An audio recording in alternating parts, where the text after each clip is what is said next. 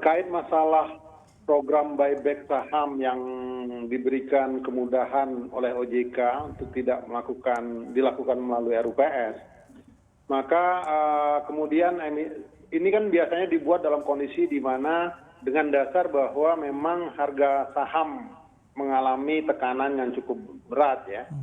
Kemudian kondisi ekonomi juga cukup melemah pada waktu itu, dan kemudian OJK mengeluarkan aturan nomor 03 tahun 2020 yang memberikan kemudahan bagi emiten untuk melakukan buyback.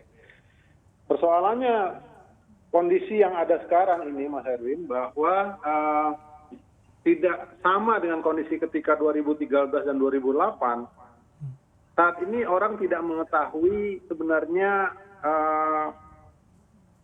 impact dari bencana ini akan sebesar apa dan seberapa lama, sehingga rencana yang disusun ini bisa berubah dari sisi emitennya, karena mereka tidak tahu seberapa jauh kebutuhan cash flow mereka bisa mereka kontrol kalau misalnya mereka melakukan buyback saham, sehingga mereka sebenarnya merespon atas kebijakan tersebut. Oke, kami standby untuk membeli, tapi tergantung kepada kondisi market, kan gitu.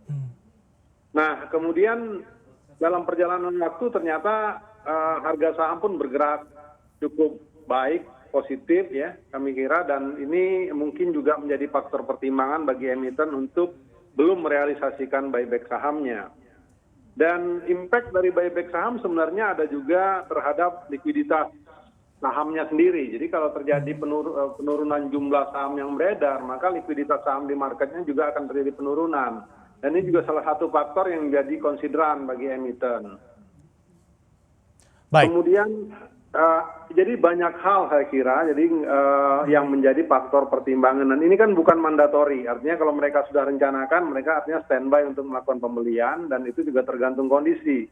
Dan bagi BUMN terutama Pak Erwin, bahwa satu hal juga mereka nggak mau salah juga dalam mengambil kebijakan pembelian saham. Artinya kalau mereka setelah melakukan pembelian kemudian harga turun lagi, maka dampaknya adalah kerugian portfolio bagi mereka gitu loh. Ini juga sedikit merepotkan bagi BUMN ya.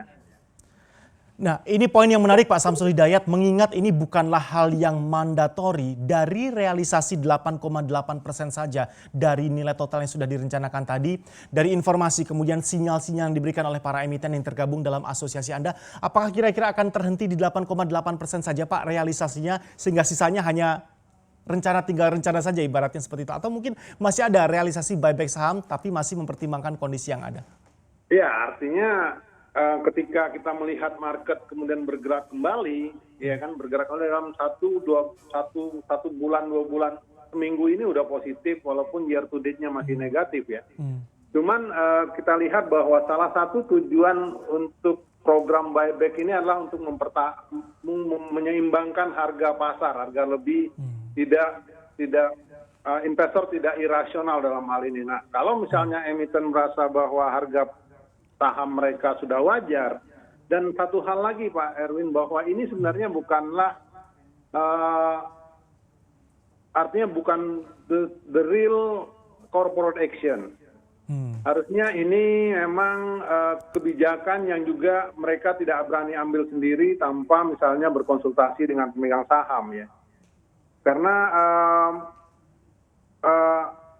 ini menyangkut bagaimana ketersediaan pelaksanaan rencana di internal masing-masing perusahaan. Karena cash flow mereka juga jangan sampai terganggu dengan kegiatan buyback ini.